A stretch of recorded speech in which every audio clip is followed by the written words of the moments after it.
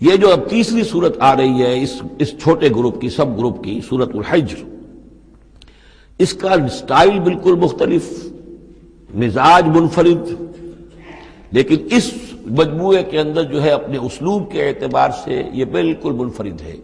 جیسے سورہ یونس سورہ ہود جوڑے کی شکل میں، سورہ یوسف منفرد، اگرچہ اس کا ایک جوڑا ہے اور وہ ہے دوسری جگہ پر سورہ طٰہٰ، وہ ہم جب پڑھیں گے تو وہاں اور بات واضح ہو جائے گی۔ دوسرا سب گروپ، اس میں یہ دو صورتیں تقریباً ایک مزاج کی، ایک ان کے درمیان جو ہے نسبت زوجیت سورہ رعد اور سورہ ابراہیم میں۔ تیسری صورت سورہ ہجر ہے۔ اب اس میں جو فرق ہے نوٹ کیجئے، سورہ رعد کے 6 رکوع ہیں اور 43 آیات ہیں، گویا کہ 7 آیات فی رکوع کا حساب بنتا ہے۔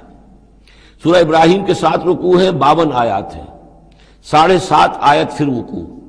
سورہ ہجر کے 6 رکوع ہیں، 99 آیات ہیں، 16.5 آیات فی رکوع آپ کو ملیں گی۔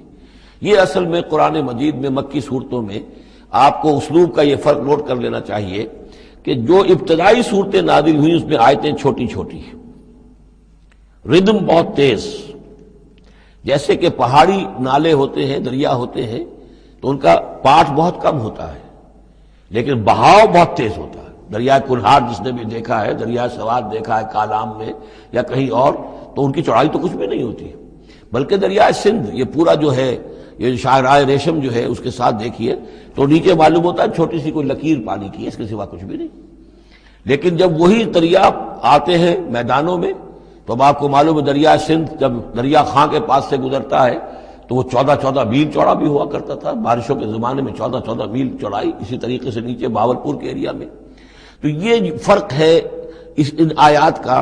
جو ابتدائی مکی صورتیں ہیں آیتیں چھوٹی چھوٹی، ان میں صوتی آہنگ بہت نمایاں، اس میں ایک موسیقی اور غنا کا پہلو بہت ہی واضح، اور اس میں جو ہے مضامین پھیل کر آتے ہیں، کھل کھل کر آتے ہیں، بڑی جو مضامین بہت گہرے ہوتے ہیں اور بہت پختہ ہوتے ہیں، احکمت آیات ہو۔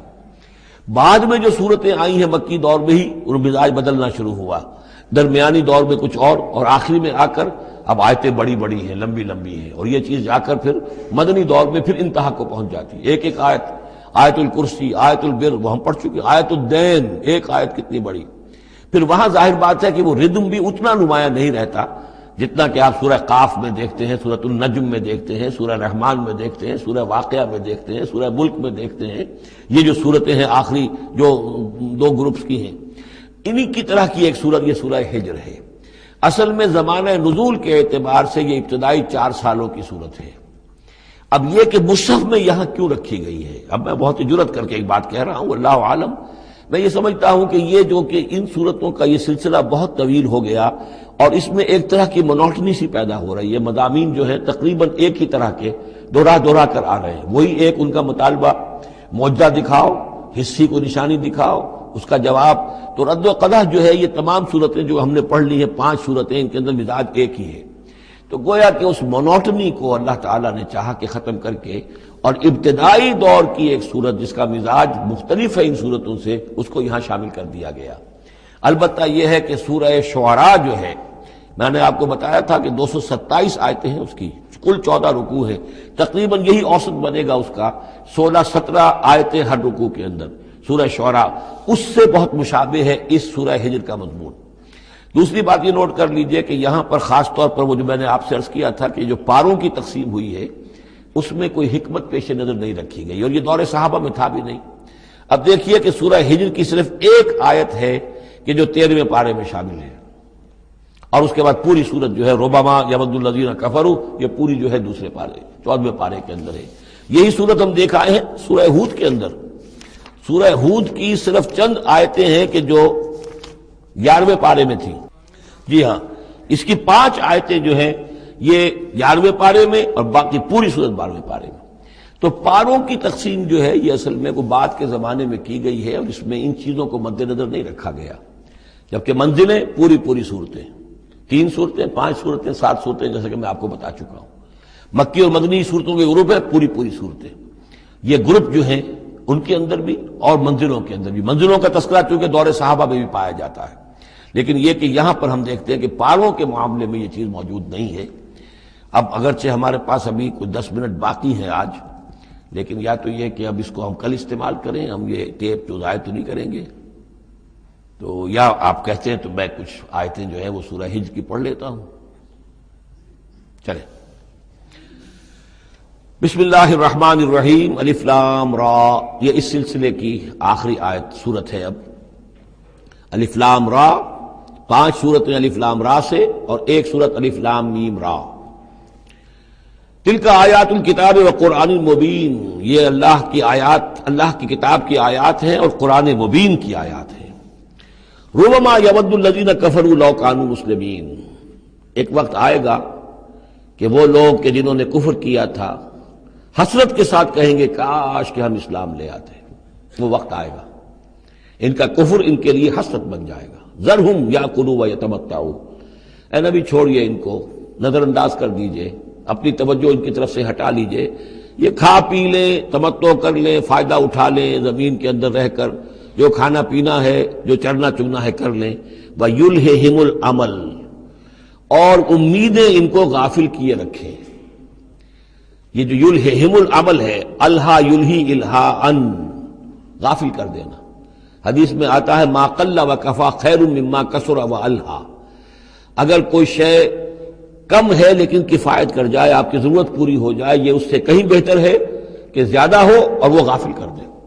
اگر زیادتی ہے، فراوانی ہے، رزق کی سر و سامان موجود ہے، ہر چیز، کوئی ضرورت کبھی اٹکتی نہیں، تو اللہ یاد نہیں آئے گا، اللہ سے غفلت ہو جائے گی۔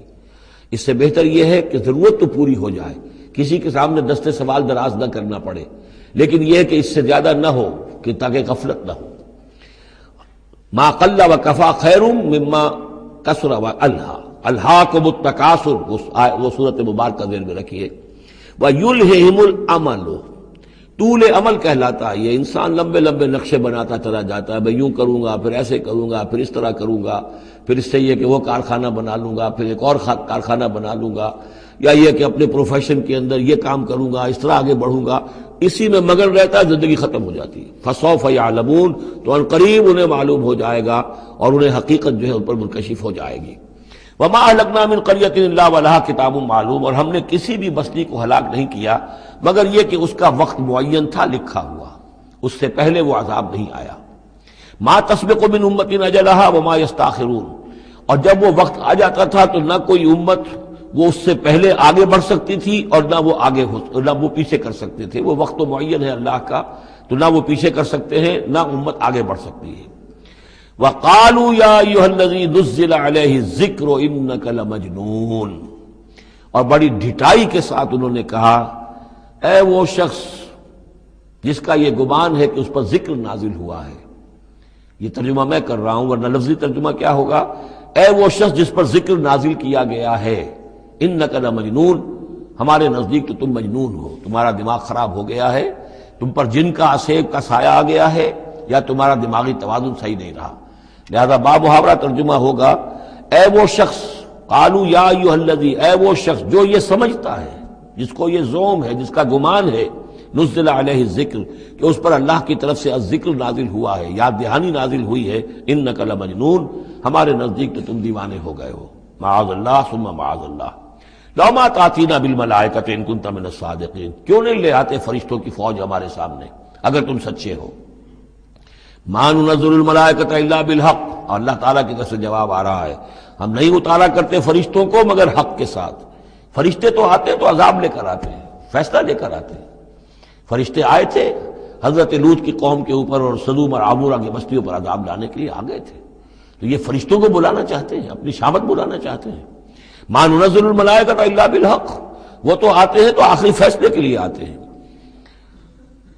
وما كانوا اذا منذرین، اور پھر انہیں کوئی اور پھر مہلت نہیں دی جاتی۔ انا نحن نزلنا الذکر وانا له لحافظون، یقیناً ہم ہی نے یہ ذکر نازل کیا ہے اور ہم ہی اس کے محافظ ہیں، ہم اس کی حفاظت کریں گے۔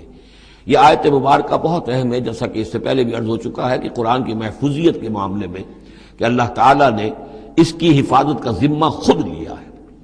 جہاں تک تو تعلق ہے انا نحن نزلنا الذکر کا، تو یہ چیز تو اپلیکیبل ہے تورات کو بھی اور انجیل کو بھی، تورات بھی اللہ نے نازل کی. ہم پڑھ چکے سورہ مائدہ میں انا انزلنا التوراۃ فیہا ھدی ونور.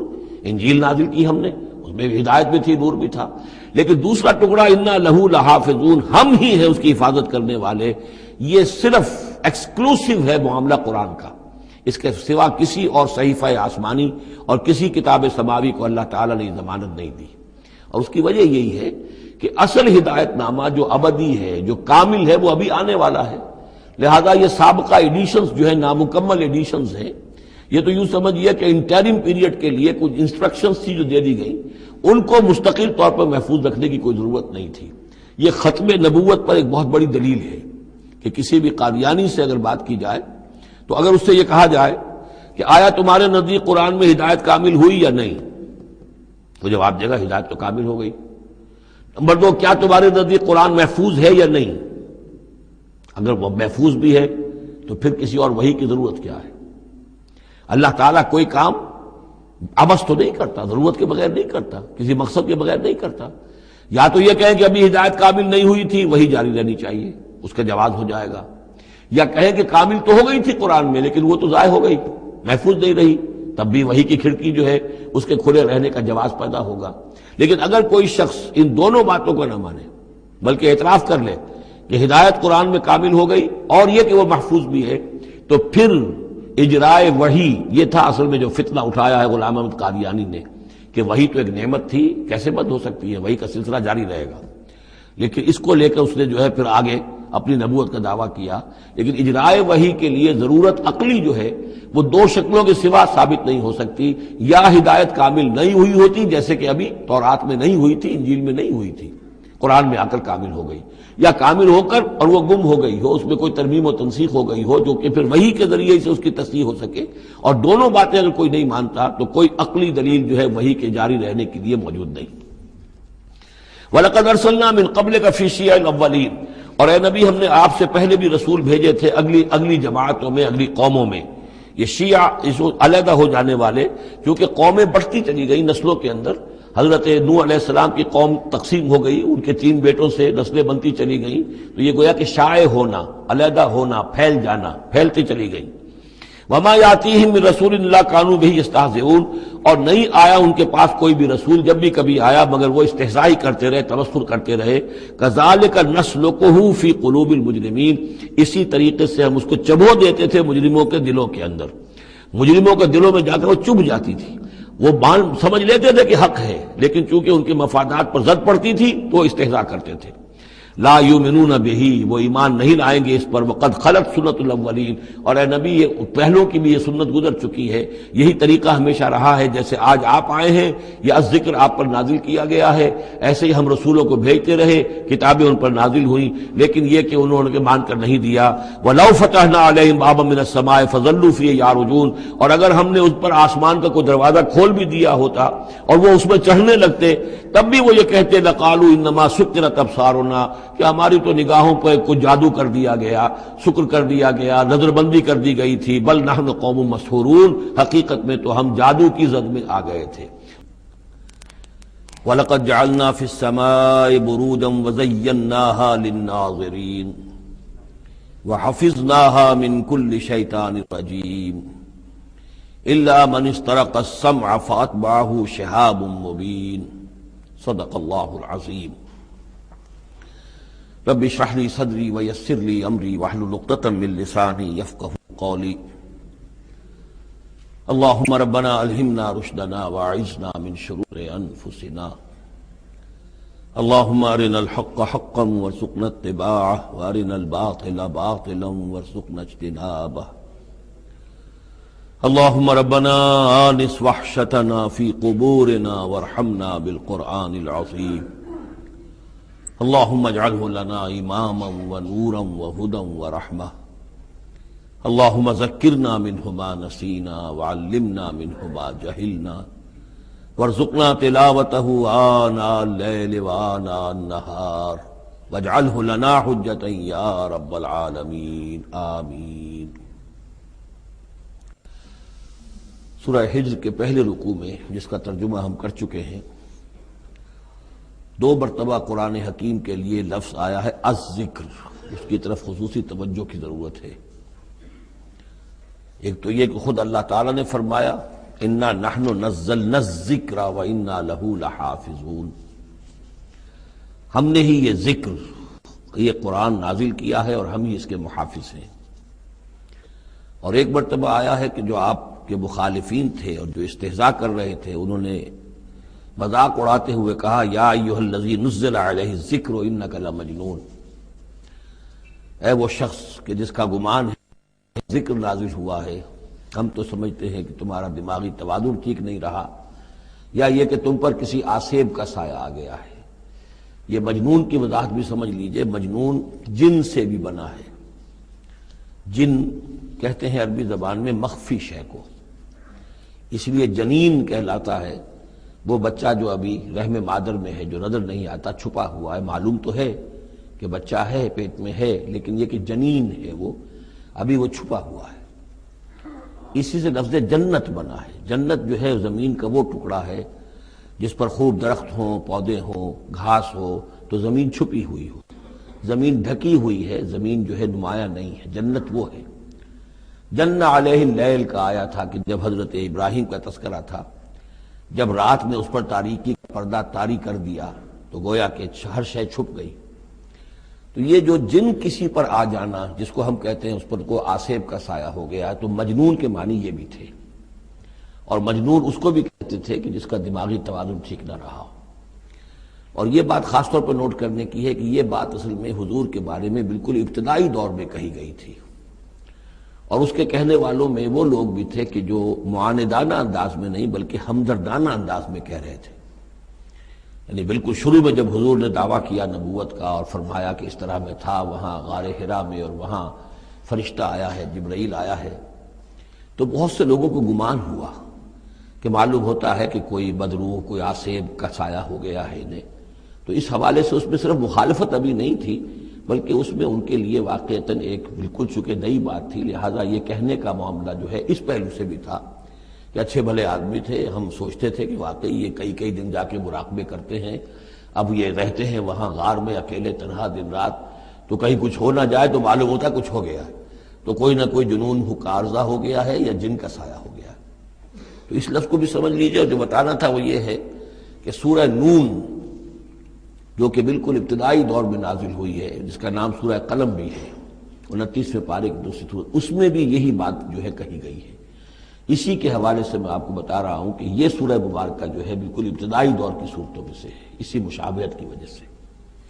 قرآن مجید کا ذکر ہونا اس معنی میں ہے، کئی مرتبہ واضح کر چکا ہوں کہ قرآن کا فلسفہ یہ ہے کہ جو ایمانی حقائق ہیں، خاص طور پر اللہ کی ذات کا علم اور اس کی صفات کا علم، وہ روح انسانی کے اندر موجود ہے، بس صرف اس پر ظہور کا پردہ طاری ہو گیا۔ جیسے آپ کو کوئی چیز پہلے معلوم تھی، اب یاد نہیں رہی، معلوم تھی لیکن اب بھول گیا۔ بھولنے کا مطلب کیا ہے کہ وہ آپ کی یادداشت کے ذخیرے میں کہیں نیچی اتر گئی ہے۔ وہ حافظ خانہ جو ہے، ہر انسان کی میموری جو ہے، اب اس کے نہ معلوم کتنے تہخانے ہیں، ان میں کسی نچلے تہخانے میں جا کر چھپ گئی ہے، وہ آپ کے شعور کی سطح پر نہیں ہے۔ تو کوئی چیز جس کا اس سے تعلق ہو، وہ اگر سامنے آئے گی تو فوراً وہ چیز یاد آ جائے گی۔ ایک دوست سے سالہ سال ہو گئے ملاقات نہیں ہوئی، کبھی خیال بھی نہیں آیا، بھول گئے آپ اس کو، لیکن اچانک کبھی اس نے کوئی رومال آپ کو دیا تھا، کوئی قلم دیا تھا، آپ نے ٹرنک میں رکھا ہوا تھا، ٹرنک کھولا، وہ قلم یا رومال دکھائی دیا، فوراً دوست یاد آ گیا۔ تو یہ قلم یا یہ رومال جو ہے یہ آیت ہے، یہ نشانی ہے، اس نشانی سے آپ کو ایک بھولی بسری بات یاد آ گئی۔ اسی طرح یہ آیات آفاقیہ، آیات انفسیہ، آیات قرآنیہ، یہ آیات ہیں، نشانیاں ہیں یاد دلانے کے لیے، تاکہ اللہ یاد آ جائے۔ حقیقت میں اللہ تعالیٰ کا علم اور اللہ کی معرفت سوئی ہوئی ڈورمنٹ پوزیشن میں، ڈورمنٹ کنڈیشن میں ہماری روح میں موجود ہے۔ تو الذکر، دی ریممبرنس یا دی ریمائنڈنگ، یہ اصل میں وہ چیزیں کہ جو روح انسانی کے اندر موجود ہیں، لیکن جن پر ظہور کے اور نسیان کے پردے پڑ گئے ہیں، ان پردوں کو ہٹا کر تازہ کرنا۔ وَلَقَدْ جَعَلْنَا فِي السَّمَاءِ بُرُوجًا، اور ہم نے آسمان میں برج بنائے۔ یہ بھی ابھی ہم نہیں کہہ سکتے کہ ان کی اصل حقیقت کیا ہے، یہ بھی آیات متشابہات میں سے شمار ہوں گے۔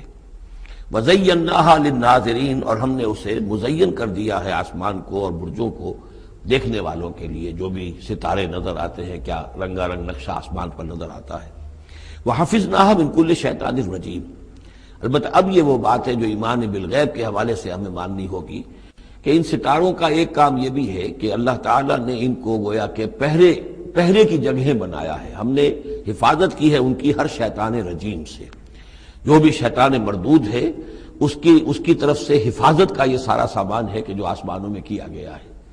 اب اس کے لیے آج میں چاہتا ہوں کہ وہ بات آپ سمجھ لیں اچھی طرح، کہ جیسے آپ آگے آ بھی جائے گا کہ انسانوں کی تخلیق جو ہے وہ تو یوں سمجھیے اس کائنات کے تخلیق کے اعتبار سے بڑی ریسنٹ شے ہے، بڑی ماضی قریب کی بات ہے۔ انسانوں سے بہت پہلے جنات پیدا کیے گئے تھے، جنات سے بہت پہلے ملائکہ پیدا کیے گئے تھے، اور انسانوں کی ارواح بھی اسی دور میں پیدا کی گئیں جبکہ یہ ملائکہ پیدا کیے گئے تھے۔ تو جتنی مخلوقات کو ہم جانتے ہیں، بہت سی مخلوقات اب بھی ایسی ہوگی کہ جس کا ہمیں کوئی شعور نہیں، ادراک نہیں، ہم جانتے ہی نہیں۔ جیسے ابھی ہمیں ریسنٹلی معلوم ہوا وائرس بھی کسی بلا کا نام ہے، اس سے کچھ پہلے ہمیں معلوم ہوا بیکٹیریا بھی کسی چیز کو کہتے ہیں، ورنہ یہ کہ ان چیزوں کا کوئی علم ہمیں نہیں تھا۔ ابھی پتہ نہیں اور کیا کیا چیزیں ہیں کہ جو ظہور میں آنے والی ہیں، لیکن جو چیزیں بھی آج تک ہم جانتے ہیں ان میں یوں سمجھیے کہ جن ہستیوں میں خود شعوری ہے، سیلف کانشسنس، وہ 3 مخلوقات ہیں صرف، ملائکہ، جنات اور انسان۔ باقی جو حیوانات ہیں زمین کے اوپر، چاہے وہ بر کے ہیں یا بحر کے ہیں یا ہوا کے ہیں، فضا کے ہیں، پرندے ہوں یا زمین پر چلنے والے خشکی کے جانور ہوں یا دریا میں اور سمندر کے اندر جو بھی حیوانات ہیں، مچھلیاں ہیں یا اور جاندار ہیں، ان سب میں شعور تو ہے، خود شعوری نہیں ہے۔ البتہ یہ کہ ترتیب یہی ہے کہ پہلے جنات پیدا کیے گئے اور وہ چونکہ آگ سے پیدا کیے گئے تھے، تو ان کے اندر پوٹینشل جو قوت ہے وہ ہم انسانوں کے مقابلے میں بہت زیادہ ہے، اور ان کی رسائی اس کائنات میں بہت دور تک ہے۔ بس میرا یہ گمان ہے، باقی چیزیں تو میں خاص وثوق سے کہہ رہا ہوں، لیکن میرا گمان یہ ہے کہ جو سولر سسٹم ہے، چونکہ ہماری اس پوری جو ہماری یہ فیملی ہے، یہ خاندان ہے، جو یہ سولر سسٹم ہے، سورج کا کنبہ کہلاتا ہے، تو اس کا جو منبع سرچشمہ ہے وہ سورج ہے، اور معلوم ہوتا ہے کہ اسی کی آگ سے اور اسی کی لپٹ سے اور جنات کی تخلیق ہوئی ہے۔ تو یہ جنات، سولر سسٹم پورا کا پورا جو ہے وہ جنات کے دائرے میں داخل ہے، وہ اس میں آ جا سکتے ہیں۔ اس کے لیے انہیں کسی راکٹ کی ضرورت نہیں، کسی مشین کی ضرورت نہیں، کسی ذرائع کی ضرورت نہیں، بلکہ اس کی استعداد ان کے اندر موجود ہے۔ یہ پھر اپنی اس استعداد سے فائدہ اٹھا کر اس سے آگے جب ملائکہ کے ذریعے سے کچھ احکام اترتے ہیں، آسمان سے اللہ تعالیٰ کی کوئی تدبیر ہے، ملائکہ کے حوالے کیے گئے ہیں، تو یہ پھر ان سے کچھ چیزیں اچکنے کی کوشش کرتے ہیں تاکہ وہ جا کر انسانوں میں سے جو وہ عامل لوگ ہیں، کاہن لوگ ہیں، ان کو جا کے ان کو کچھ بتا دیں کہ اب یہ ہونے والا ہے۔ اس لیے کہ ملائے اعلیٰ میں فیصلہ ہو گیا، اللہ تعالیٰ کے ہاں ایک چیز کی تدبیر جو ہے وہ طے ہو گئی، اب اللہ تعالیٰ نے فرشتوں کے حوالے کیا ایگزیکیوشن کے لیے۔ ایسے ہی ہے جیسے کہ پریزیڈنٹ ہاؤس سے تو ایک حکم جو ہے وہ جاری ہو گیا، اب اس کا اجرا ہوا ہے، اب کوئی ٹائپ کرے گا، ٹائپ کر کے اسے ڈسپیچ کرے گا، وہ پھر کسی جگہ پر پہنچے گا، پہنچتے وقت لگے گا۔ اگر وہ جو ٹائپسٹ ہے جس نے ٹائپ کیا ہے وہ ٹیلی فون کرتے کہ صاحب اب یہ حکم آنے والا ہے، وہ تو آ جائے گا، تو ظاہر بات ہے وہ حکم تو پہنچ گیا اس کو، اور اس کے حوالے سے وہ جس شخص کو اس نے یہ خبر دے دی ہے وہ اپنی دکان چمکا سکتا ہے کہ دیکھیے مجھے پہلے سے معلوم تھا کہ یہ حکم آنے والا ہے۔ تو اس کائناتی حکومت کے اندر یہ سلسلہ ہے جس کے لیے کہ پھر اللہ تعالیٰ نے اس سولر سسٹم سے آگے کی جو بھی یونیورس ہے اس میں، یہ میرا گمان ہے جو میں عرض کر رہا ہوں اللہ عالم، اس میں جنات کو آگے بڑھنے سے روکنے کے لیے ان ستاروں کے اندر وہ میزائلز نصب کر رکھے ہیں کہ جب بھی کوئی جنات میں سے ادھر آگے ٹریس پاس کرنے کی کوشش کرتا ہے تو اس پر وہ میزائل پھینکا جاتا ہے جس کو ہم شہاب ثاقب کہتے ہیں۔ یہ ہے پورا نظام کہ جو یہاں ہمارے سامنے آ رہا ہے۔ تو اس کی یہ حقیقت بہت حد تک تو یوں سمجھیے کہ ایمان بالغیب، کل من عند ربنا، ہمارے رب کی طرف سے ہے، ہم اس پر ایمان رکھتے ہیں، لیکن اب کسی نہ کسی حد تک یہ چیزیں جو ہے، جو بھی ہماری سائنٹیفک اب جو ارتقاء ہو رہا ہے، ترقی ہو رہی ہے، اس کے ساتھ کسی نہ کسی درجے میں کورابوریشن ہو جاتی ہے۔ وَحَفِظْنَاهَا مِن كُلِّ شَيْطَانٍ رَجِيمٍ، اور ہم نے حفاظت کر لی ہے ان آسمانوں کی ان شیاطین سے کہ جو مردود ہیں، إِلَّا مَنِ اسْتَرَقَ السَّمْعَ، سوائے اس کے کہ جو کوئی چرا کے لے بھاگا، مطلب یہ کہ فرشتہ نازل ہو رہا ہے اور فرشتے کے ساتھ احکام بھی ہیں، چونکہ یہ وہ نوری ہے، یہ ناری ہے، نور اور نار کے درمیان فاصلہ بہت تھوڑا ہے، بہت قرب ہے، لہذا اس کی بدولت اسی وجہ سے یہ جن تھا جو تھا عزازیل، لیکن فرشتوں کے ساتھ اس کا اٹھنا بیٹھنا تھا، انہی میں شامل تھا، اسی لیے ان کی جو آپس میں جو ان کا قرب ہے اس کی وجہ سے فرشتوں سے کوئی اچک لیتے ہیں۔ الا من استرق السمع، اگر کسی نے کوئی چیز سن لی اور سن کر وہ بھاگا، فاتبعہ شہاب مبین، تو اس کے پیچھے اس کا پیچھا کرتا ہے ایک انگارہ چمکتا ہوا۔ یہ مثائلز ہیں کہ جو اللہ تعالیٰ نے نصب کیے ہوئے ہیں۔ والارض مددناہا، اور زمین کو ہم نے پھیلا دیا جیسے بستر پھیلایا جاتا ہے، والقینا فیہا رواسیا، اور اس میں ہم نے لنگر ڈال دیے۔ یہ پہاڑ جو ہے قرآن مجید بار بار کہتا ہے کہ زمین کا جو سٹیبلائزنگ ایفیکٹ ہے ان پہاڑوں کا زمین کی حرکت کے دوران۔ فَأَنبَتْنَا فِيهَا مِن كُلِّ شَيْءٍ مَوْزُونٍ، اور اس میں ہم نے اگا دی ہر شے جو کہ بہت ہی اندازے سے ہے، یعنی یہ کہ جو بھی کوئی ایک شے بھی اگر ایک حد سے آگے بڑھ جائے تو وہ باقی ساری چیزوں کو ختم کر دے گی۔ بعض ایسی مچھلیاں ہیں کہ اگر ان کی جو ریپروڈکٹیو صلاحیت ہے، جتنے ان کے انڈے ہوتے ہیں وہ سب انڈے جو ہے وہ مچھلیاں بن جائیں تو چند ہی سال کے اندر یہ زمین جو ہے اس سے کئی گنا حجم جو ہے وہ ایک مچھلی کی اولاد سے اور ایک مچھلی کی نسل سے وجود میں آ جائے گا۔ تو ایک کنٹرول کیا ہوا اللہ نے ہر شے کے اوپر، تمام چیزیں جو ہیں وہ ایک اندازے کے مطابق، ایک وزن کے ساتھ، ایک اندازے کے ساتھ اس دنیا میں چل رہی ہیں۔ من کل شیء موزون، ہر چیز جو ہے وہ ایک اندازے اور وزن کے مطابق ہے۔ وجعلنا لکم فیہا معاش، اور ہم نے اس میں تمہارے لیے طرح طرح کے معاش کے سلسلے پیدا کر دیے۔ ومن لستم لہ برازقین، اور ہم تو ان کو بھی روزی کا سامان دیتے ہیں جن کو تم رزق نہیں دیتے۔ ایک تو یہ ہے کہ تمہارے پاس گھوڑا بندھا ہوا ہے، تمہیں فکر رہتی ہے چارہ اس کو دینا ہے، کچھ نہ کچھ دانہ ڈالنا ہے، لیکن کتنی مخلوقات ہماری ہے کہ تم نہیں ہو اس کو رزق دینے والے، ہم رزق پہنچا رہے ہیں۔ وَإِن مِّن شَيْءٍ إِلَّا عِندَنَا خَزَائِنُهُ، اور نہیں ہے کوئی شے مگر یہ کہ ہمارے پاس تو اس کے خزائن ہیں، لا متناہی، ہماری ریسورسز جو ہیں وہ یہ کہ لمیٹڈ نہیں ہے، لیکن وما ننزلہ الا بقدر معلوم، ہم نہیں نازل کرتے اس میں سے مگر ایک اندازے کے مطابق کہ جو طے شدہ ہے۔ یعنی یہ کہ سٹور تو بہت بڑا ہے، لیکن یہ کہ سٹور سے جو ایشو ہوتا ہے اللہ تعالیٰ کے ہاں ہر چیز کا، تو اس کا ایشو ہونا جو ہے وہ اندازے کے مطابق ہے، ایک حساب کتاب کے ساتھ ہے، ورنہ جیسا کہ میں نے کہا کیوس ہو جائے۔ وارسلنا الرياح لواقحا، اور ہم نے بھیج دی ہوائیں، ہم بھیج دیتے ہیں ہوائیں جو بوجھل ہوتی ہیں یا بوجھل کرنے والی ہوتی ہیں۔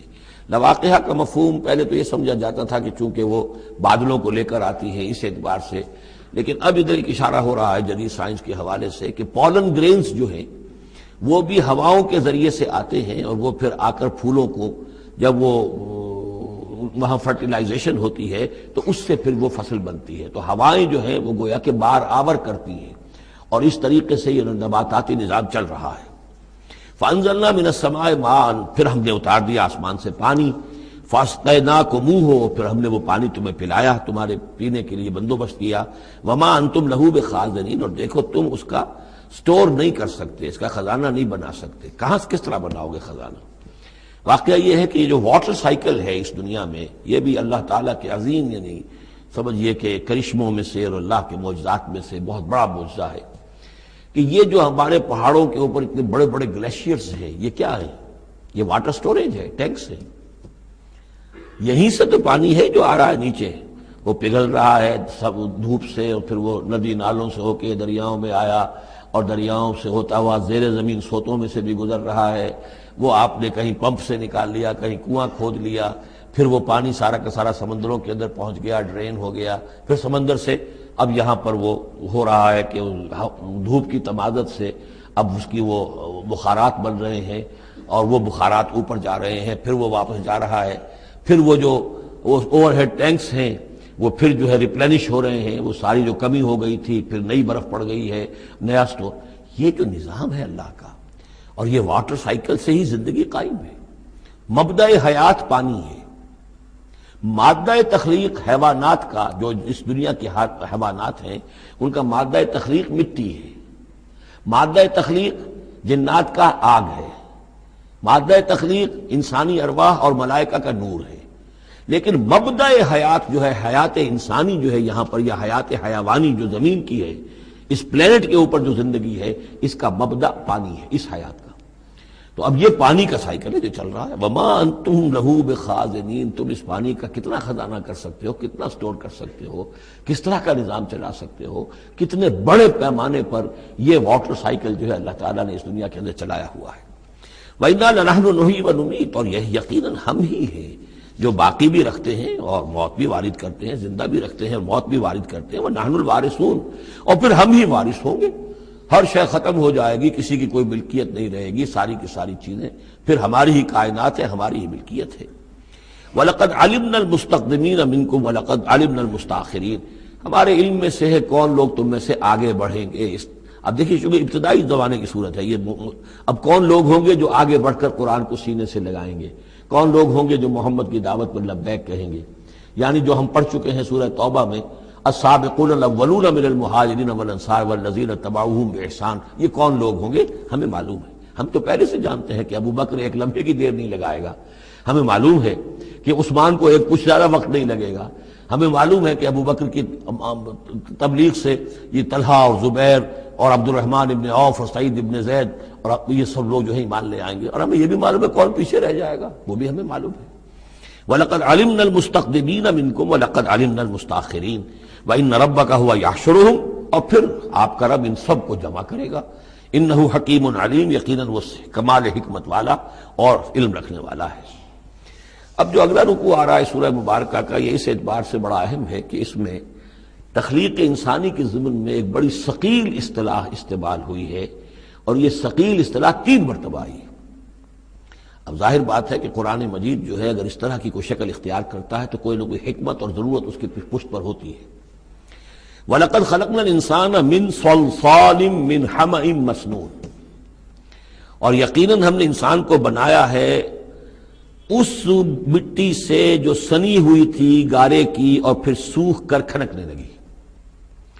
حَمَإٍ مسنون، سنا ہوا گارا جس میں سے بدبو بھی اٹھ رہی ہو.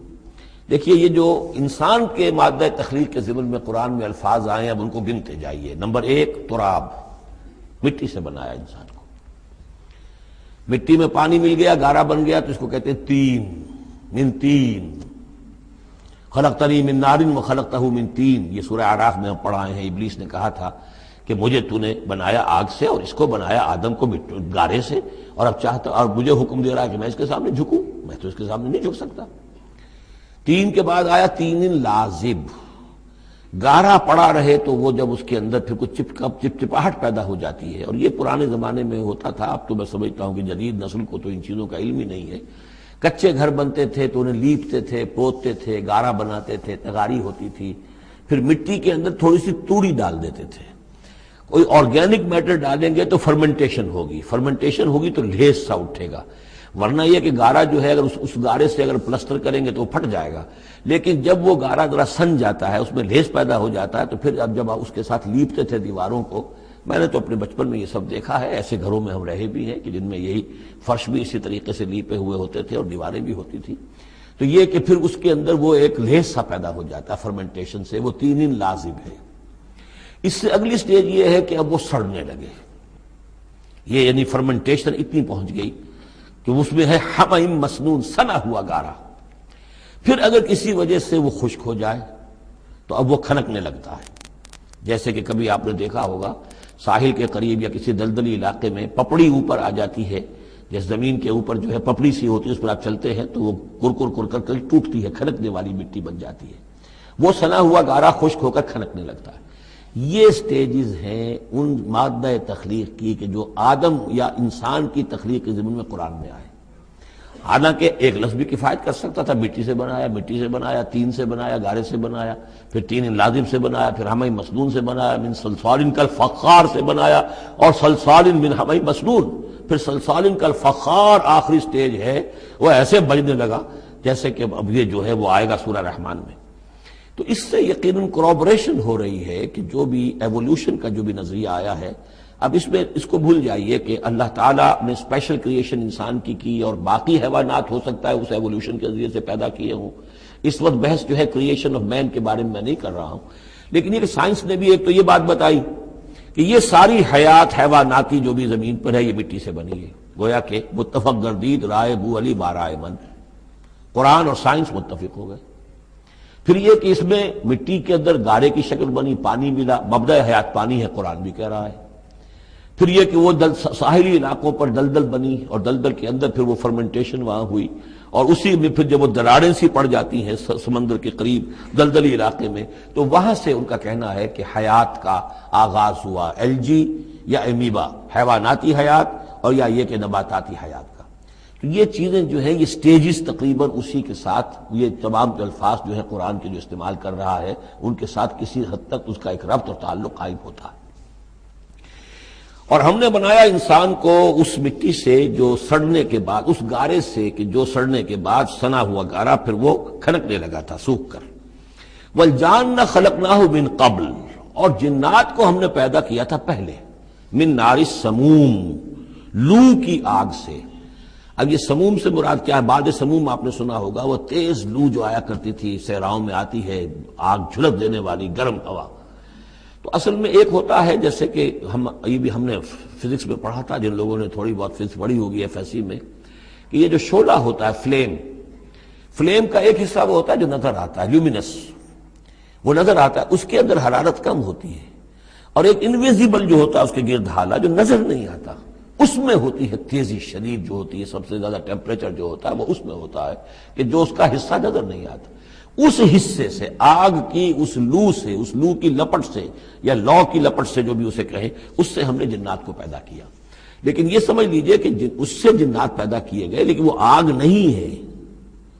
ہم مٹی سے پیدا کیے گئے لیکن مٹی نہیں ہے۔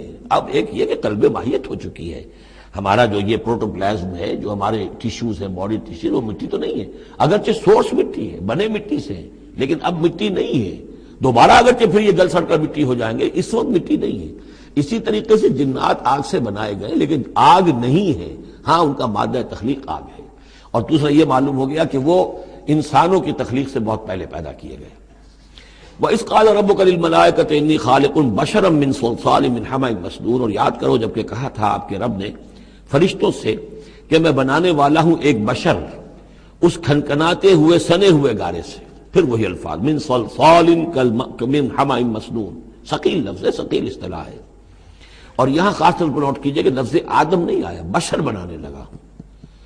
کہیں بھی قرآن مجید میں جہاں یہ تخلیق کے ابتدائی مراحل بیان ہوتے ہیں، لفظ آدم کہیں نہیں ملے گا آپ کو، سوائے وہ ایک آیت میں نوٹ کرا چکا ہوں سورہ آل عمران کی، کہ عیسیٰ کی مثال بھی اللہ کے نزدیک آدم کی سی ہے، خلقہ من تراب ثم قال له کن فیکون، وہ ایک مثال موجود ہے، لیکن باقی کہیں آپ کو بشر، انسان، جب میں بنانے والا ہوں ایک انسان اس مٹی سے سنے ہوئے گارے کی جو سوکھ کر کھنکھنانے لگی ہے، فَإِذَا سَوَّيْتُهُ، جب میں اس کا تسویہ کر لوں۔ تخلیق کے بعد تسویہ ہوتا ہے، جیسے کسی شے کا ایک ہیولہ بن گیا، پھر اس کی نوک پلک سنواری جاتی ہے، مین سٹرکچر جو ہے کسی بلڈنگ کا کھڑا ہو گیا، اب اس کا آرکیٹیکچرل ٹچز ہیں، اس کے اوپر ڈیکوریشن ہے، اس پہ پینٹنگ ہے، یہ تسویہ ہے۔ فَإِذَا سَوَّيْتُهُ، پھر جب میں اسے پوری طرح نک سک سے درست کر دوں، صحیح بنا دوں، پورا کر لوں، وَنَفَخْتُ فِيهِ بِالرُّوحِ، اور پھونک دوں میں اس میں اپنی روح میں سے، کہ روحی ضمیر متکلم کا صیغہ ہے، سیدھا سیدھا، فَقَعُوا لَهُ سَاجِدِينَ، تو گر پڑنا اس کے سامنے سجدے میں۔ فَسَجَدَ الْمَلَائِكَةُ كُلُّهُمْ أَجْمَعُونَ، اب یہ تیسری مرتبہ پڑھ رہے ہیں ہم قرآن حکیم میں یہ قصہ آدم و ابلیس۔ تو کیا سجدہ سب فرشتوں نے، کل کے کل نے، سب نے مل کر۔ دیکھیے یہ جو ہے تاکید کی انتہا ہے، فرشتوں میں سے کوئی بھی مستثنا نہیں رہا، نہ جبرائیل، نہ میکائیل، نہ اسرافیل، الا ابلیس، سوائے ابلیس کے۔ اور اس میں پھر گمان ہوتا ہے کہ شاید یہ بھی فرشتہ تھا، فرشتہ نہیں تھا، اس کی وجہ سورہ کہف میں مل جائے گی۔ ابا ان یکون مع الساجدین، اس نے انکار کیا سجدہ کرنے والوں کے ساتھ ہونے سے۔ قال یا ابلیس ما لک الا تکون مع الساجدین، اللہ نے فرمایا ابلیس کیا ہوا تجھے، کیا سبب ہے، تو کیوں نہیں ہوا سجدہ کرنے والوں کے ساتھ؟ قال لم اکن لاسجد لبشر خلقتہ من صلصال من حمأ مسنون، اس نے کہا میرے لیے یہ روا نہیں ہے، میرے لیے ممکن نہیں ہے کہ میں سجدہ کروں اس بشر کو جس کو تو نے پیدا کیا ہے سنے ہوئے گارے سے، جبکہ وہ کھنکھنانے لگا ہوا۔ قال فاخرج منها فإنك رجيم، اللہ نے فرمایا تو نکل جاؤ یہاں سے، اس میں سے نکل جاؤ، اس لیے کہ اب تم مردود ہو گئے ہو۔ وإن عليك اللعنة إلى يوم الدين، اور اب تم پر لعنت رہے گی یوم الدین تک، جزا و سزا کے دن تک، یوم بعث بعد الموت تک۔ قال رب فانظرني إلى يوم يبعثون، تو اس نے درخواست کی کہ پروردگار پھر مجھے ذرا مہلت دے دے، ڈھیل دے دے، اس دن تک کے لیے جس دن کے یہ دوبارہ اٹھائے جائیں گے۔ قال فإنک من المنذرین، اللہ تعالیٰ نے اسی شان بے نیازی کے ساتھ فرمایا اچھا جاؤ ٹھیک ہے، تمہیں ڈھیل دے دی گئی، تمہیں یہ رخصت مل گئی، تمہیں یہ چھوٹ مل گئی، مہلت مل گئی، الی یوم الوقت المعلوم، اس وقت معین کے دن تک، یعنی یہ کہ اس وقت تک تم زندہ رہو گے۔ وہ ابلیس جو ہے جن، ویسے جنوں کی زندگیاں شاید انسانوں سے زیادہ ہوتی ہوں، میں نہیں جانتا کتنی ہوتی ہیں، لیکن یہ کہ کوئی اور جن نہیں ہے کہ جو اس وقت سے آج تک زندہ ہو سوائے اس ایک جن کے جس کا نام عزازیل تھا، اور یہ جن جو ہے وہ ابھی تک زندہ ہے اپنی اسی ذات کے ساتھ، باقی اس کی اولاد، اس کی اور نسل جو ہے، اس کی ذریت ہے، وہ اپنی جگہ ہے۔ قال رب بما اغویتنی، اب اس نے کہا پروردگار جو تو نے مجھے گمراہ کیا۔ اب نوٹ کیجئے وہ گمراہی کو اللہ کی طرف منسوب کر رہا ہے۔ بما اغویتنی، تو نے جو مجھے گمراہ کیا ہے، لأزینن لہم فی الارض ولأغوینہم اجمعین، تو میں اب ان کو یعنی آدم کی اولاد، آدم اور حوا کی اولاد کو میں زمین میں ان کو خوب مزین کر دوں گا، زمین ان کے لیے یہ اسی میں گم ہو جائیں گے، زمین اور اس کی چمک دمک اور اس کی رونقیں اور زیبائشیں آرائشیں ان کی نگاہوں میں کھب جائیں گی۔ وَلَأُغْوِيَنَّهُمْ أَجْمَعِينَ، تجھے بھول جائیں گے، یہ وہ لگ جائیں گے انہی چیزوں کے اندر، اور میں ان سب کو گمراہ کر کے چھوڑوں گا۔ لَأُغْوِيَنَّهُمْ أَجْمَعِينَ، سب کو، إِلَّا عِبَادَكَ مِنْهُمُ الْمُخْلَصِينَ، سوائے ان میں سے ان کے کہ جن کو تو اپنا خاص بندہ بنا لے، تو اپنا خاص بندہ بنا لے، مخلص کر لے، یہاں پہ وہی نوٹ کیجئے مخلص ہے، مخلصین، جن کو تو خالص کر لے اپنے لیے، ظاہر بات ہے کہ اس پر تو میرا زور نہیں چلے گا، باقی یہ کہ میں کسی کو چھوڑوں گا نہیں۔ قال ھذا صراط علی مستقیم، اللہ تعالیٰ نے فرمایا ٹھیک ہے، یہ راستہ ہے میری طرف سیدھا، یعنی یہ میرے اور تمہارے درمیان معاملہ طے ہو گیا، میں نے تمہیں چھوٹ دی، تم اپنا زور لگا لو، جس طرح بھی چاہو بہکا لو، باقی یہ کہ ان عبادی لیس لک علیہم سلطان، میرے بندوں پر تجھے اختیار کوئی نہیں ہوگا، یعنی اختیار کسی بھی انسان پر نہیں ہے، یہ نہیں کہ جس کو اللہ نے مخلص کر لیا ہو اس پر اختیار نہیں، اختیار اسے کسی بھی انسان پر نہیں ہے۔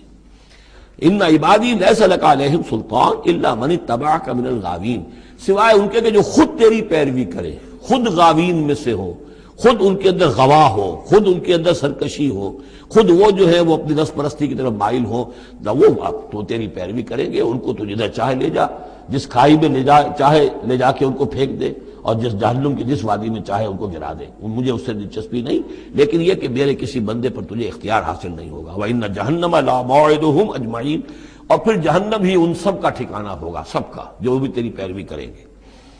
لہا سبعۃ ابواب، اس جہنم کے 7 دروازے ہیں، لکل باب منہم جزء مقسوم، اور ہر ان میں سے ہر دروازے کے لیے ہم نے ایک اس کا نصیب مقرر کر رکھا ہے کہ اتنے جن اتنے انسان اس سے جائیں گے۔ ہو سکتا ہے کہ وہ بڑے بڑے کبیرہ گناہوں کے حوالے سے کہ یہ لوگ جو ہے جو ان گناہوں میں ملوث ہوں گے وہ اس دروازے سے جائیں گے، جو ان گناہوں میں ملوث ہوں گے وہ اس سے جائیں گے، واللہ اعلم۔ ان المتقین فی جنات وعیون، اب وہی سائملٹینیس کنٹراسٹ کہ جب جہنم والوں کا تذکرہ ہوا تو متقین کا بھی، اور جو اہل تقوی ہوں گے فی جنات وعیون، وہ ہوں گے جنتوں میں، باغات میں اور چشموں میں، ادخلوها بسلام آمنین، ان سے کہا جائے گا داخل ہو جاؤ ان باغات میں پورے امن کے ساتھ، کوئی خوف نہیں، کوئی اندیشہ نہیں۔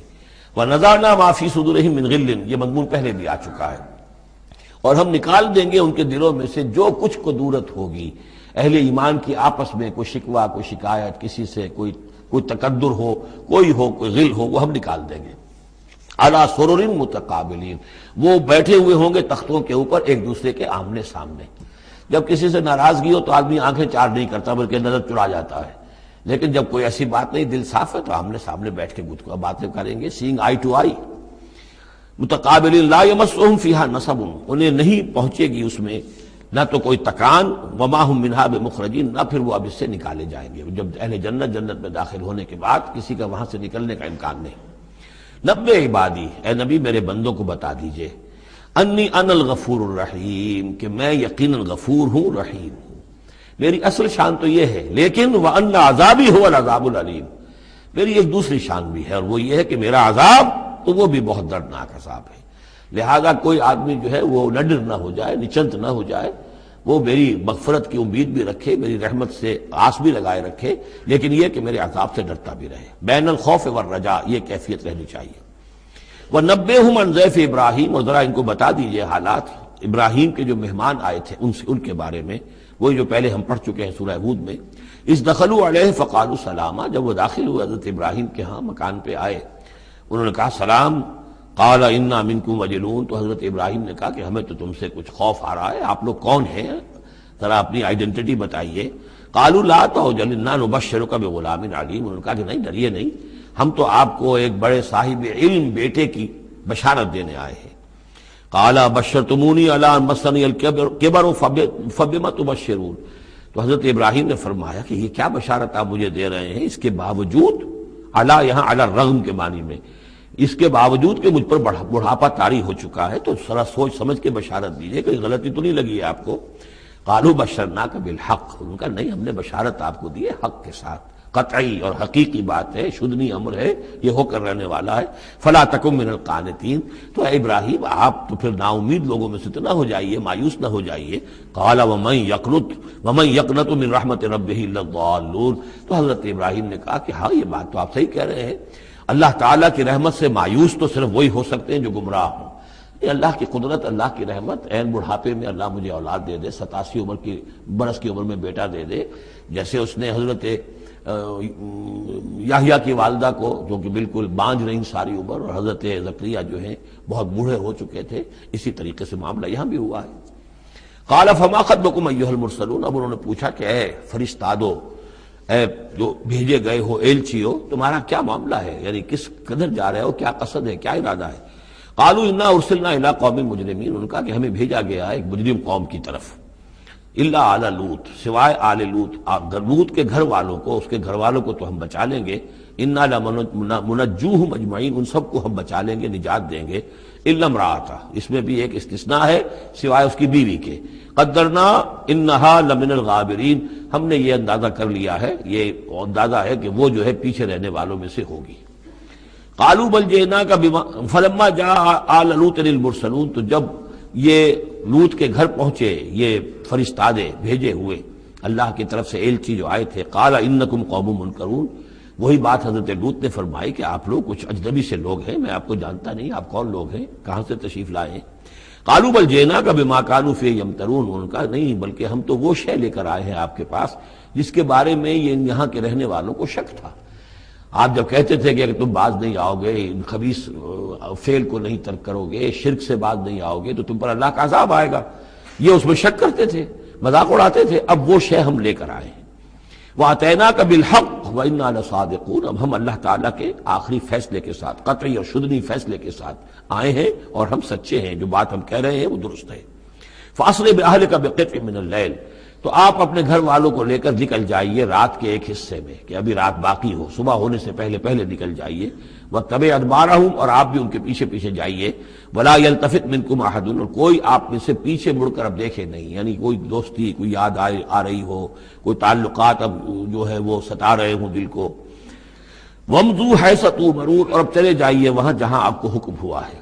وَقَضَيْنَا إِلَيْهِ، اور یہ بات ہم نے اس کو بتا دی، یہ فیصلہ ہم نے کنوے کر دیا اسے، ذالک الامر، یہ فیصلہ، ان دابر ہؤلاء مقطوع مصبحین، کہ ان لوگوں کی جڑ صبح ہوتے ہی کاٹ دی جائے گی، یعنی یہ کہ اس پوری قوم کو تہس نہس کر دیا جائے گا، دونوں شہر جو ہیں نسیہ منسیہ کر دیے جائیں گے، یہاں کوئی ایک متنفس بھی نہیں بچے گا۔ وجاء اہل المدینہ یستبشرون، اور اب آئے لوگ وہ دوڑے ہوئے بدماش لوگ جو ہیں وہ خوشیاں مناتے ہوئے آئے کہ بڑے خوبصورت لڑکے جو ہیں آج مہمان ہو کر آئے ہیں لوط کے ہاں، تو ہمارے لیے بڑا اچھا موقع ہے۔ قال ان هؤلاء ضیفی فلا تفضحون، حضرت لوط نے ان سے کہا یہ دیکھو میرے مہمان ہیں، مجھے رسوا نہ کرو، واتقوا اللہ ولا تحزون، اللہ کا تقوی اختیار کرو اور میری بے آبروئی مت کرو۔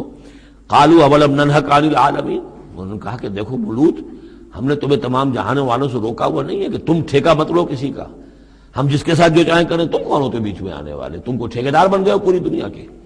اولم ننہک، کہ ہم نے منع کیا تمہیں، نہیں کیا تمہیں کہ تمام جہان والوں کی حمایت میں نہ کھڑے ہو جایا کرو۔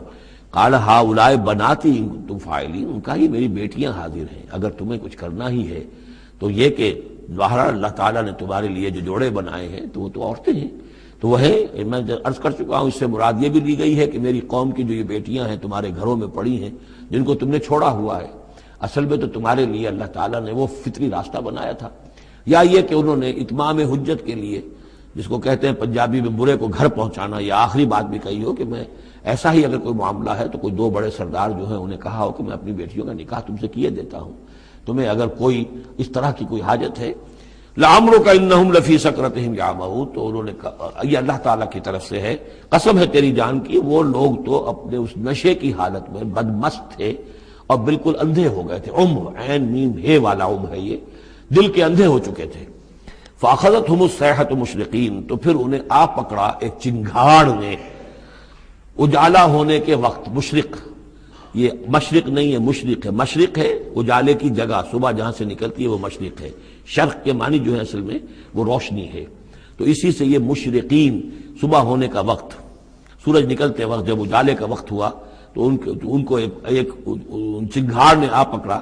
فجعلنا عالیہا سافلہا، تو ہم نے اس کے اوپر والے حصے کو نچلا بنا دیا، یعنی تل پٹ کر دیا. وہ گری، پوری بستی جو ہے وہ اٹھا کر پٹک دی گئی کہ چھتیں نیچے اور اس کی جو بنیادیں تھیں وہ اوپر. وَأَمْطَرْنَا عَلَيْهِمْ حِجَارَةً مِّن سِجِّيلٍ، اور پھر ہم نے ان پر بارش برسائی، سجیل، مٹی کے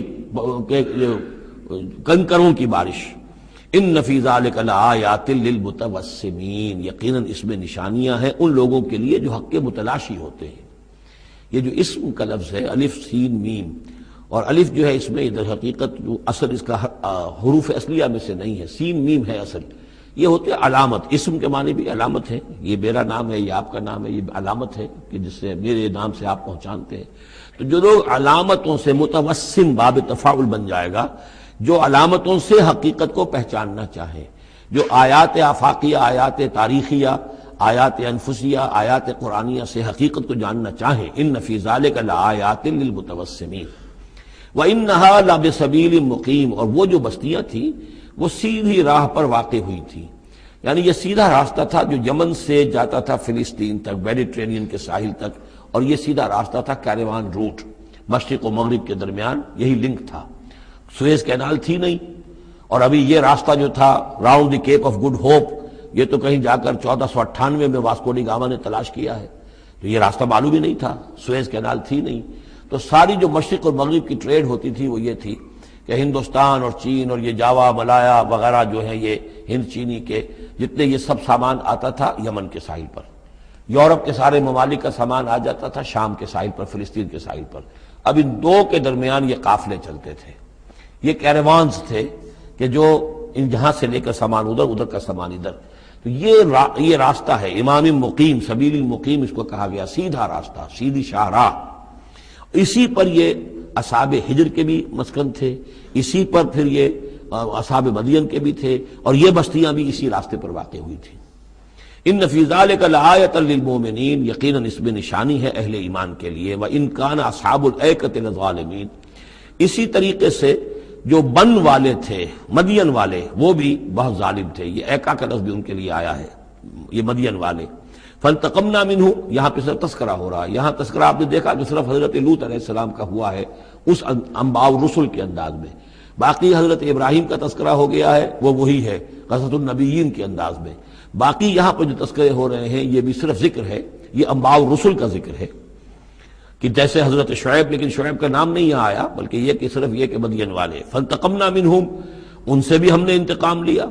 وَإِنَّهُمَا لَبِإِمَامٍ مُبِينٍ، اور یقیناً وہ بھی، یہ دونوں جو بستیاں ہیں کھلے راستے پر واقع ہوئی ہیں، وہی راستہ جو میں نے ابھی آپ کو بتایا ہے.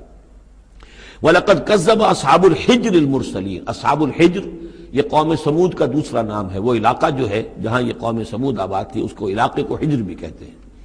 جیسے کہ وہ علاقہ جہاں قوم عاد آباد تھی اسے احقاف کہتے ہیں. اس علاقے کا نام احقاف تھا، قوم کا نام عاد تھا، جو رسول بھیجے گئے وہ ہود تھے. اس علاقے کا نام حجر ہے، قوم کا نام سمود ہے، جو رسول بھیجے گئے وہ حضرت صالح تھے علیہ الصلوۃ والسلام.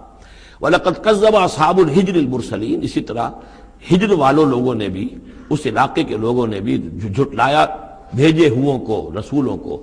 ان میں سے بہت سے نبی ہوں گے، پھر بعد میں اللہ نے آخری جو ہے حضرت صالح علیہ السلام کو بھیجا رسول کی حیثیت سے. وَآتَيْنَاهُمْ آیَاتِنَا، انہیں ہم نے اپنی آیات دیں. ان کو تو خاص طور پر جو ہے وہ اتنی حصی نشانی دکھائی گئی. ایک وہ جو اونٹنی کا معاملہ، حضرت صالح کی اونٹنی کا معجزہ.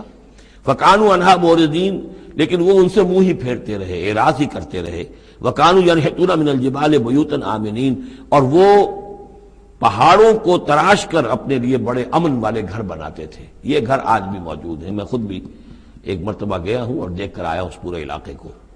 فاخذتهم الصیحۃ مصبحین، تو انہیں بھی آ پکڑا ایک چنگھاڑ نے صبح کے وقت۔ فما اغنی عنہم ما كانوا یکسبون، تو کچھ نہ کام آ سکا ان کے وہ ساری کمائی جو انہوں نے کی تھی، جو کچھ انہوں نے مال اسباب جمع کیا تھا، عذاب الہی سے بچانے میں کچھ بھی مفید ثابت نہ ہوا۔ تو اس سورہ مبارکہ میں گویا کہ حضرت شعیب کا نام لیے بغیر ان کا ذکر آ گیا، حضرت صالح کا نام لیے بغیر ان کا ذکر آ گیا، حضرت لوط کا ذکر جو ہے وہ نام کے ساتھ آیا۔ تو تین تو ہیں وہ انباء الرسل میں سے، اور ایک حضرت ابراہیم علیہ السلام کا ذکر، وہ اسی انداز میں جس انداز میں کہ سورہ ہود میں اس سے پہلے آ چکا ہے۔ اب جو آخری 15 آیات ہیں اس سورہ مبارکہ کی وہ بڑی اہم ہیں دعوت دین کے اعتبار سے، اور جس حالت میں کہ اس وقت محمد رسول اللہ صلی اللہ علیہ وسلم تھے، اور اس سے بھی آپ کو معلوم ہو جائے گا کہ یہ خاص اس دور میں نازل ہوئی ہے جبکہ حضور کی دعوت جو ہے ابھی ابتدائی مراحل میں تھی، اور ابھی آپ کو پہلے تو آپ کی دعوت کا دور تھا کہ آپ پرسن ٹو پرسن دعوت دے رہے تھے، علل اعلان اس معنی میں نہیں، ڈنکے کی چوٹ نہیں، بلکہ جن سے تعلق تھا، جن سے دوستی تھی، جن سے پرانی واقفیت تھی، جس سے آپ کہیں گے کہ پرسن ٹو پرسن جو ہے دعوت چل رہی تھی، اگرچہ کوئی دور بھی حضور کی دعوت میں انڈر گراؤنڈ دور کا نہیں آیا ہے، خفیہ دعوت ایک دن کے لیے بھی نہیں۔ بعض لوگ اس دور میں بعض تحریکیں ایسی ہیں کہ جو اس کو خفیہ سے تعبیر کرتے ہیں کہ انڈر گراؤنڈ موومنٹ تھی، تو یہ غلط ہے۔ انڈر گراؤنڈ دعوت کا حضور کی دعوت میں سیرت میں ایک دن بھی نہیں ہے۔ البتہ یہ ضرور ہے کہ جیسے ایک نیچرل ایک تدریج ہوتی ہے، اس کے اندر ایک ترقی ہوتی ہے کسی معاملے کے اندر، پہلے آپ نے ذاتی جن سے تعلقات تھے، حضرت ابوبکر بہت پرانے دوست تھے، ان سے سب سے پہلے ان سے بات کی ہے، گھر میں حضرت خدیجہ جو آپ کی اہلیہ تھی ان سے بات کی، حضرت علی ہیں جو چچا زاد بھائی ہیں بلکہ زیر تربیت ہیں، زیر کفالت ہیں، ان سے بات کی ہے، اپنا جو غلام تھا جسے آزاد کر کے منہ بولا بیٹا بنایا ہوا ہے اس سے بات کی، اس طریقے سے پرسن ٹو پرسن۔ لیکن پھر یہ کہ تقریباً 3 سال کے بعد پھر آپ کو حکم ہوا کہ اب آپ ڈنکے کی چوٹ علل اعلان دعوت شروع، وہ آیت اس سورت مبارک میں آ رہی ہے۔ وما خلقنا السماوات والارض وما بینہما الا بالحق، اور ہم نے نہیں بنایا، تخلیق فرمایا آسمانوں کو اور زمین کو اور جو کچھ ان کے مابین ہے مگر حق کے ساتھ۔ پرپز فل کریشن ہے یہ پرپز لیس نہیں ہے، ایٹ رینڈم نہیں ہے، یہ کوئی کھلندرے کا کھیل نہیں ہے جیسے کہ ہندو مائتھولوجی میں ہے، رام کی لیلا ہے، جیسے کوئی بچہ ہے کھیلتا ہے۔ اب بچے کے کھیلنے میں کوئی حکمت تھوڑا ہی ہوتی، اس نے ایک کھلونا اٹھایا اور پٹخ دیا، پھر کوئی دوسرا اٹھایا پھر پٹخ دیا، پھر پہلا اٹھا لیا، اب اس میں کوئی حکمت تو نہیں ہے۔ اسی طریقے سے رام جی جو ہیں کھیل رہے ہیں، جس کو چاہتے ہیں تخت سے اٹھا کر زمین پہ پٹخ دیتے ہیں، جس کو چاہتے ہیں وہ جو تیلی اس کو اٹھا کے وہ راجا بنا دیتے ہیں، تو یہ کھیل ہے رام کا، رام کی لیلا ہے یہ، تو یہ تصور اسلام میں نہیں ہے، یہ کائنات کی تخلیق بالحق ہے۔ ربنا ما خلقت ھذا باطلا سبحانک فقنا عذاب النار، تیری ذات اس سے بہت اعلیٰ اور ارفع ہے، پاک ہے کہ تیرے بارے میں یہ گمان کیا جائے کہ تو نے یہ کائنات ایسے ہی بنا دی کھیلنے کے لیے، اور یہ کوئی آپ تیرا مشغلہ ہے، نہیں۔ وما خلقنا السماوات والارض وما بینہما الا بالحق وان الساعۃ لآتیۃ، اس حق کا فیصلہ یہ ہے، اس حق کا منطقی نتیجہ یہ ہے کہ قیامت آ کر رہے، اس لیے کہ باقی تمام چیزیں تو انسانوں کے لیے پیدا کی گئی ہیں، ان کی ساری توجہ یہی ہو جائے گی انسان کاہے کے لیے پیدا کیا گیا، اور خاص طور پر انسان میں جو اخلاقی حص رکھی گئی ہے، by very nature, by his very nature he knows this is good this is evil, یہ جو اس کے اندر ایک شعور ہے، ایک تمیز ہے، یہ ایول ہے یہ گڈ ہے، یہ اچھا ہے یہ برا ہے۔ اب اس کا نتیجہ کیا نکل رہا ہے؟ یہاں تو الٹے نتیجے نکلتے ہیں، بہت سے اچھے لوگ جو ہیں انہیں فاقے آ رہے ہوتے ہیں، اور بہت بدماش جو ہیں وہ یہاں پہ عیش کر رہے ہوتے ہیں۔ تو یقیناً کوئی اور زندگی ہونی چاہیے، اور یقیناً کوئی دن ہونا چاہیے کہ جس میں بھرپور حساب کتاب ہو جائے، نیکوکاروں کا حساب کتاب ہو جائے، اور پھر ان کی زندگی ایسی ہو کہ بھرپور صلہ انہیں ان کا مل سکے، اور بدکاروں کی بدکاریوں کا حساب کتاب ہو جائے، اور پھر ایسی زندگی ہو، ایسا نظام ہو کہ انہیں پوری سزا مل سکے۔ تو یہ گویا کہ حق کا تقاضا ہے۔ وما خلقنا السماوات والارض وما بینہما الا بالحق وان الساعۃ لآتیۃ، قیامت آ کر رہے گی۔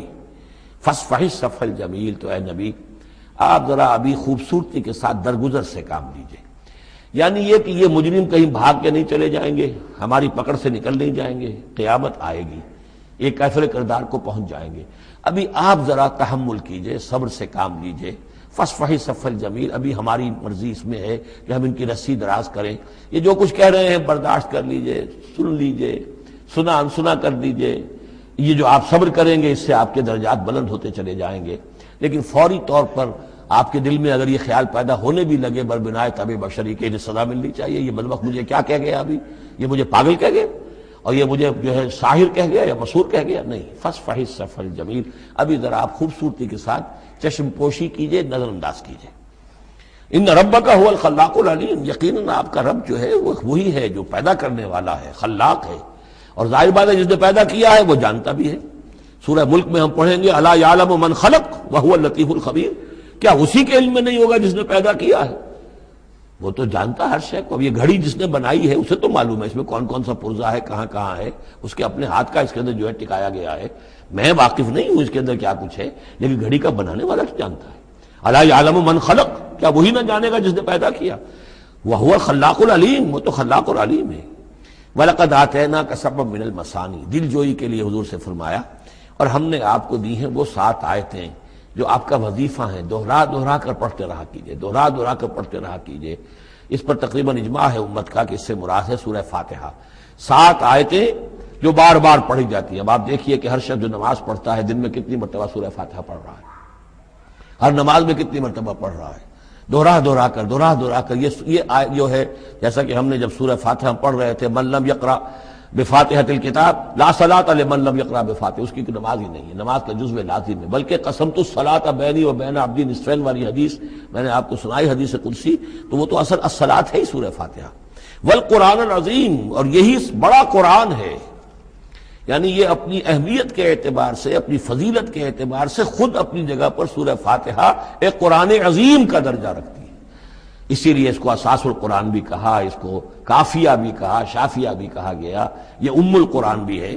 وَلَقَدْ آتَيْنَاكَ، اے نبی ہم نے اتنی بڑی بڑی دولتیں آپ کو دی ہیں. یہ کیوں گرایا جا رہا ہے یہ ذرا آگے آپ کو معلوم ہو جائے گا، کیونکہ بہرحال حضور کو یہ احساس ہوتا تھا یا نہیں ہوتا تھا، دیکھنے والوں کو تو احساس ہوتا تھا. ابو جہل مالدار ہے، ولید بن مغیرہ اتنا بڑا چودھری ہے، یہ محمد تو یتیم تھے، کوئی بال دولت ان کے پاس نہیں، کوئی ان کی حیثیت نہیں. ہاں کچھ عرصے سے کچھ کھا پی بھی رہے ہیں تو وہ بیوی کا مال ہے، اپنا تو نہیں ہے.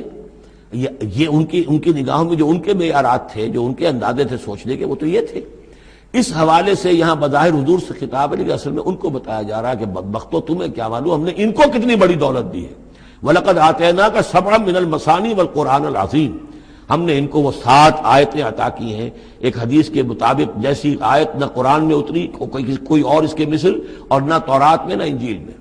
یہ سورہ فاتحہ ہے. وَلَقَدْ آتَيْنَاكَ سَبْعًا مِنَ الْمَثَانِي وَالْقُرْآنِ الْعَظِيمِ وَلَا تَمُدَّنَّ عَيْنَيْكَ إِلَىٰ مَا مَتَّعْنَا بِهِ أَزْوَاجًا مِّنْهُمْ، تو اے نبی آپ کی نگاہیں نہ اٹھیں اس ساز و سامان کی طرف جو ہم نے ان کو عطا کیا ہے. ابو جہل کو اگر دے رکھا ہے، ولید بن مغیرہ کو دے رکھا ہے، اور بڑے سرداروں کو دے رکھا ہے، ان کی جائیدادیں ہیں. ولید بن مغیرہ کے باغات طائف میں بھی ہیں، اس کی جائیداد طائف میں بھی ہے، مکے میں بھی ہے. آپ کی نگاہ ادھر اٹھے ہی نہ. پر کاہ کے برابر، جیسا کہ ایک حدیث میں آتا ہے کہ دنیا مافیہا کی حیثیت اگر اللہ کی نگاہ میں ایک مچھر کے پر کے برابر بھی ہوتی تو اللہ کسی کافر کو ایک گھونٹ پانی بھی اس دنیا سے نہ دیتا. جو اللہ کا ماننے والا اور جاننے والا، اللہ کو جاننے والا ہو، تو اس کی نگاہ میں تو پھر اس دنیا و مافیہا کی وہی وقت ہونی چاہیے. وہ متاثر نہ ہو یہاں کی چمک دمک سے، آپ کی نگاہ اٹھے ہی نہ. لا تمدن عینیک الی ما متعنا بہ ازواجا منہم، ان کو جو ہم نے دے رکھا ہے ساز و سامان اور زیبائش اور آرائش جو ہے، آپ کی نگاہیں ادھر نہ اٹھے. ولا تحزن علیہم، اور اب دیکھیے ان کے اوپر جو بھی اب عذاب آئے گا یا جس عذاب کے مستحق ہو رہے ہیں، اب آپ اس پر غم بھی نہ کھائیے. ٹھیک ہے یہ آپ کا کنبہ ہے، قبیلہ ہے، اب ابو لہب آپ کا چچا بھی ہے، لیکن یہ کہ اب غم نہ کیجئے. آپ وَاخْفِضْ جَنَاحَكَ لِلْمُؤْمِنِينَ، اور آپ اپنے کندھوں اور بازوؤں کو ذرا جھکا کر رکھیے اہل ایمان کے لیے. یہ ہمارے فقراء جب آتے ہیں، یہ جو غلام طبقے سے جو لوگ آئے ہیں، یہ لوگ جو گرے پڑے طبقات سے تعلق رکھتے ہیں، جب یہ آپ کے پاس آئیں تو آپ ان کا استقبال کیجئے. فَقُلْ سَلَامٌ عَلَيْكُمْ كَتَبَ رَبُّكُمْ عَلَىٰ نَفْسِهِ الرَّحْمَةَ، تو اس انداز میں ان کا استقبال کیجئے، ان کے سامنے تواضع کیجئے، ان کے سامنے اپنے کندھوں کو جھکائیے. وَاخْفِضْ جَنَاحَكَ لِلْمُؤْمِنِينَ، یہی مضمون ایک مرتبہ پھر سورہ طٰہٰ کے اندر آئے گا. وَاخْفِضْ جَنَاحَكَ لِمَنِ اتَّبَعَكَ مِنَ الْمُؤْمِنِينَ، اہل ایمان یہ جو آپ کی پیروی کر رہے ہیں، آپ اپنے ذرا کندھے ان کے سامنے جھکا کر رکھیے.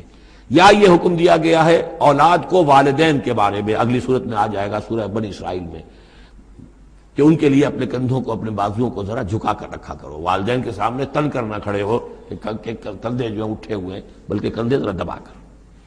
وَاخْفِضْ جَنَاحَكَ لِلْمُؤْمِنِينَ وَقُلْ إِنِّي أَنَا النَّذِيرُ الْمُبِينُ، اور کہہ دیجئے کہ میں تو صرف خبردار کرنے والا ہوں، کھلا خبردار کرنے والا، میری اس کے سوا کوئی ذمہ داری نہیں ہے۔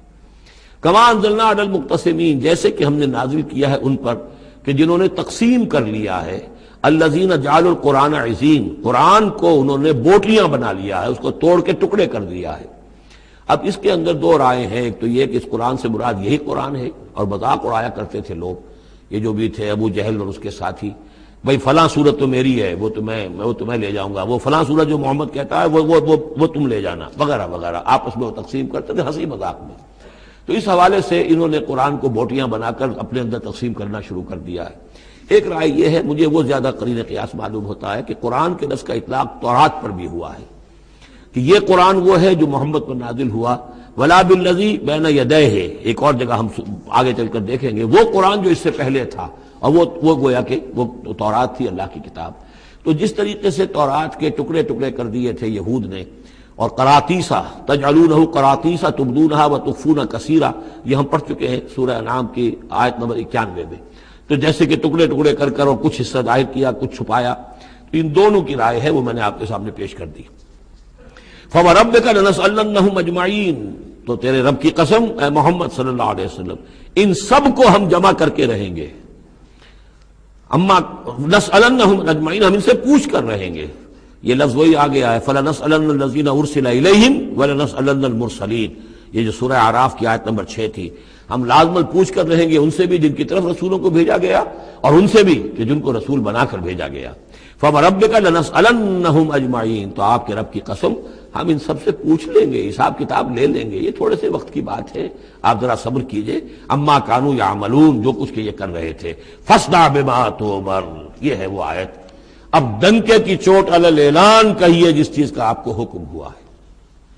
یہ جب حکم آیا حضور کو تو پھر آپ کوہ صفا پر کھڑے ہوئے، اور پھر آپ نے وہاں، اگرچہ ظاہر بات ہے کہ اس کا کوئی امکان نہیں تھا کہ آپ ننگے ہو جاتے، لیکن جو وہاں کا رواج تھا وہ یہ تھا کہ اگر کسی شخص کے پاس کوئی ایسی خبر آتی تھی کہ فلاں قبیلے کے لوگ جو ہیں آج رات ہمارے اوپر حملہ کریں گے، شب خون ماریں گے، اب کیسے لوگوں کو بتائیں، کوئی کمیونیکیشن ماس میڈیا تو ہے نہیں، کیسے خبر دیں، کیا کریں؟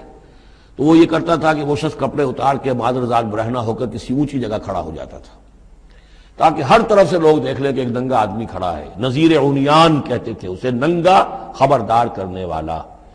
اب جہاں تک اس کی آواز جا رہی ہے، آواز لگاتا تھا وا صباحا، ہائے وہ صبح جو آنا چاہتی ہے، آیا چاہتی ہے، اس لیے کہ صبح کے وقت ہوتے تھے حملے، یہ جس کو آج کل آپ کہتے ہیں small hours of the morning, وہ بہت غفلت کا وقت ہوتا ہے آدمی کا، صبح رات کے 2-3 بجے جو ہے ٹھنڈی ٹھنڈی نیند آئی ہوتی ہے، اس وقت وہ آتے تھے، حملہ کرتے تھے، لوٹ مار کرتے تھے، قتل کرتے تھے اور بھاگ جاتے تھے۔ تو وا صباح، ہائے وہ صبح جو آیا چاہتی ہے۔ تو اب لوگ دوڑتے تھے کہ بھائی کہاں کی خبر آئی ہے، کون ہے، کون سا قبیلہ ہے، کس کے بارے میں اطلاع ہے، اطلاع صحیح ہے غلط ہے۔ تو یہ ان کا رواج تھا۔ تو حضور نے یہ کیا، صرف ایک چیز اس میں سے نکال دی، ننگے ہونے کا سوال نہیں تھا معاذ اللہ، لیکن آپ بھی کھڑے ہو گئے کوہ صفا پر، وا صباحا کا نعرہ لگایا۔ اب لوگ آئے، دوڑے، کوئی خبر دی ہے، محمد دینا چاہتے ہیں، کوئی بات ہے، بڑی اہم کوئی بات ہے۔ وہاں آپ نے پھر اپنی دعوت پیش کی۔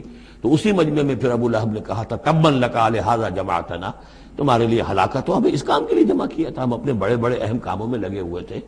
وہ مہاجن تھا، کہیں مہاجنی سود اپنا لین دین کا حساب کر رہا ہوگا بیٹھا ہوا، میں وہ سب چھوڑ کر آیا ہوں کہ کوئی خاص اہم بات تم نے بتانی ہے، لیکن تم نے یہ کیا کیا؟ تو یہ ہے وہ واقعہ، اور اس سے معلوم ہو جاتا ہے کہ یہ سورہ مبارکہ جو ہے اسی دور کی، ابتدائی دور کی ہے۔ فاصدع بما تؤمر واعرض عن المشرکین، تو ڈنکے کی چوٹ کہیے اب جو کہ آپ کو حکم دیا گیا ہے، اور ان مشرکوں سے اعراض کیجئے، پرواہ نہ کیجئے ان کی۔ انا کفیناک المستہزئین، یہ جو استہزاء کرنے والے ہیں، تمسخر اڑانے والے ہیں، ہم آپ کی طرف سے ان کے لیے کافی ہو رہیں گے، ان کی کوئی مخالفت آپ کا کچھ بال بیکا نہیں کر سکے گی۔ الذین یجعلون مع اللہ الہا آخر، جو اللہ کے ساتھ ساتھ اور بھی الہ گھڑے بیٹھے ہوئے ہیں، فسوف یعلمون، تو عنقریب انہیں معلوم ہو جائے گا کہ اصل حقیقت کیا ہے اور وہ کس طرح کی گمراہیوں میں پڑے ہوئے تھے۔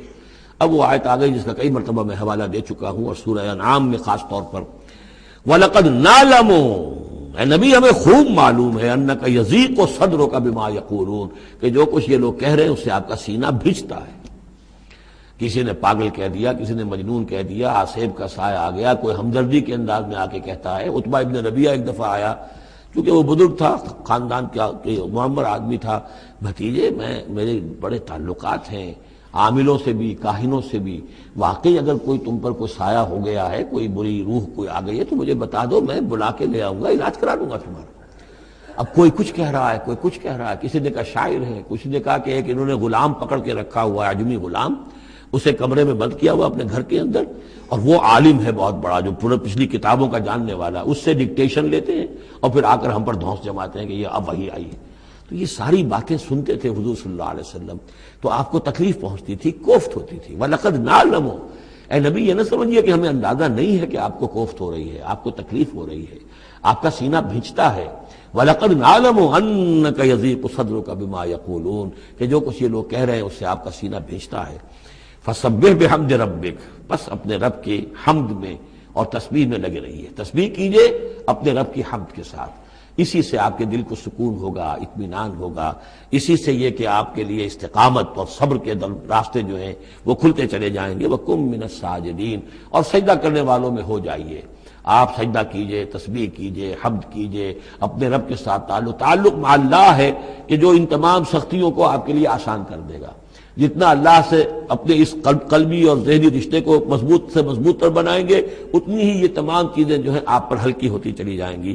وَاعْبُدْ رَبَّكَ حَتَّىٰ يَأْتِيَكَ الْيَقِينُ، اور اپنے رب کی بندگی میں، پرستش میں لگے رہیے یہاں تک کہ وہ یقینی بات آ جائے۔ اور وہ یقینی بات کیا ہے؟ جو یقینی شے ہے، شدنی ہے، موت، یعنی یہ کہ تا دم آخر دم فارغ مباش، اندری رہ میں تراش و میں خراش، آخری وقت تک اس بندگی میں اپنے لگے رہیے، جو بھی آخری موت جب تک آ جائے، یا موت سے مراد یہ بھی ہو سکتا ہے یقین سے، یقینی بات اللہ کی مدد آ جائے، اللہ کی طرف سے غلبہ حاصل ہو جائے اور اللہ تعالیٰ کی نصرت آ جائے، اللہ کا فیصلہ آ جائے، لیکن عام طور پر گمان یہی ہے کہ اس سے مراد موت ہے۔ وَاعْبُدْ رَبَّكَ حَتَّىٰ يَأْتِيَكَ الْيَقِينُ، اور اپنے رب کی بندگی اور پرستش میں لگے رہیے یہاں تک کہ وہ یقینی شے وقوع پذیر ہو جائے۔